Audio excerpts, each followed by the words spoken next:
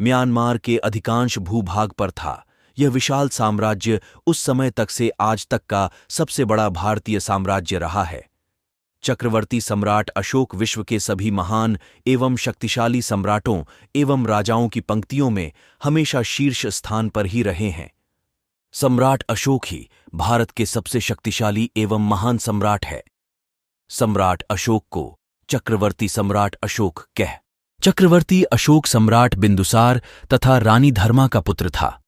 लंका की परंपरा में बिंदुसार की 16 पटरानियों और 101 पुत्रों का उल्लेख है। पुत्रों में केवल 3 के नामोल्लेख हैं। वे हैं सुसीम, जो सबसे बड़ा था, अशोक और तिष्य। तिष्य अशोक का सहोदर भाई और सबसे छोटा था। एक दिन धर्मा को स्वप्न आया कि उसका बेटा एक बहुत बड़ा सम्राट बनेगा। उसके बाद उसे राजा बिंदुसार ने अपनी रानी बना लिया।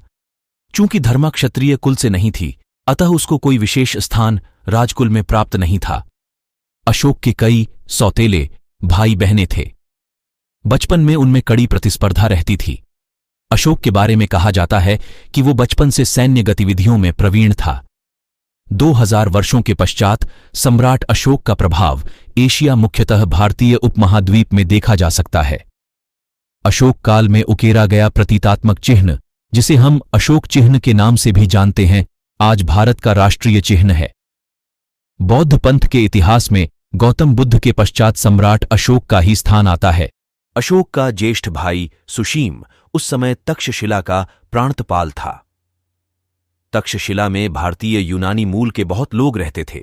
इससे वह क्षेत्र विद्रोह के लिए उपयुक्त था। सुशीम के अकुशल प्रशासन के कारण भी उस क्षेत्र में विद्रोह पनप उठा। राजा बिंदुसार ने सुशीम के कहने पर राजकुमार अशोक को विद्रोह के दमन के लिए वहां भेजा। अशोक के आने की खबर सुनकर ही विद्रोहियों ने उपद्रव खत्म कर दिया और विद्रोह बिना किसी युद्ध के खत्म हो गया। हालांकि यहां पर विद्रोह एक बार फिर अशोक के शासनकाल में हुआ था, पर इस बार उसे बलपूर्वक कुचल दिया गया। अशोक की इस प्रसिद्धि से उसके भाई सुशीम को सिंहासन न मिलने का संकट बढ़ गया। उसने सम्राट बिंदुसार को कहकर अशोक को निर्वास में डाल दिया। अशोक कलिंग चला गया। वहां उसे मत्स्य कुमारी कौरवकी से प्रेम हो गया। वर्तमान में मिले साक्ष्यों के अनुसार बाद में अशोक ने उसे तीसरी या दूसरी रानी बनाया था। इसी बीच उज्जैन में विद्रोह हो गया। अशोक को सम्राट बिंदुसार ने निर्वासन से बुला विद्रोह को दबाने के लिए भेज दिया। हालांकि उसके सेनापतियों ने विद्रोह को दबा दिया, पर उसकी पहचान गुप्त ही रखी गई, क्योंकि मौर्यों द्वारा फैलाए गए गुप्तचर जाल से उसके बारे में पता चलने के बाद उसके भाई सुशीम द्वारा उसे मरवाए जाने का भय था। वह बौद्ध सन्यासियों के साथ रहा था। इसी समय उसे बौद्ध विधि विधानों तथा शिक्षाओं का पता चला था। यहां पर एक सुंदरी, जिसका नाम देवी था, उससे अशोक को प्रेम हो गया। स्वस्थ होने के बाद अशोक ने उससे विवाह कर लिया।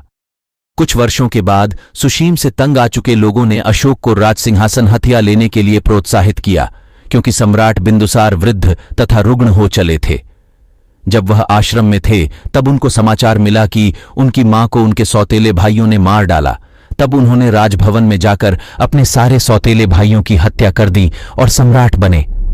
सत्ता संभालते ही अशोक ने पूर्व तथा पश्चिम दोनों दिशा में अपना साम्राज्य फैलाना प्रारंभ किया। उसने आधुनिक असम से ईरान की सीमा तक साम्राज्य केवल 8 वर्षों में विस्तृत कर लिया।